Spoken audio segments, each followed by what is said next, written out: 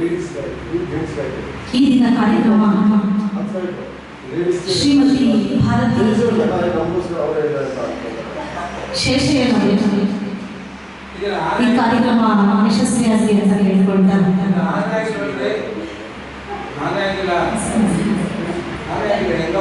ಹಾಗೆ ಇವತ್ತು golden star Ganesh ಅವರ ಹುಟ್ಟುಹಬ್ಬ.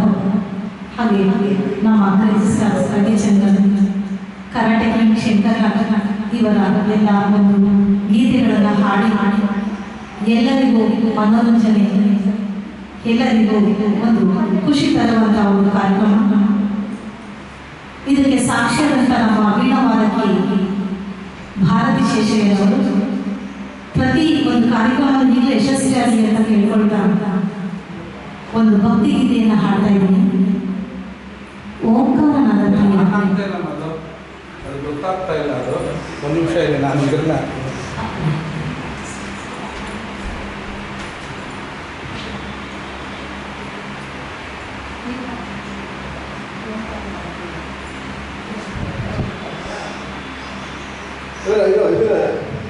Sir mic of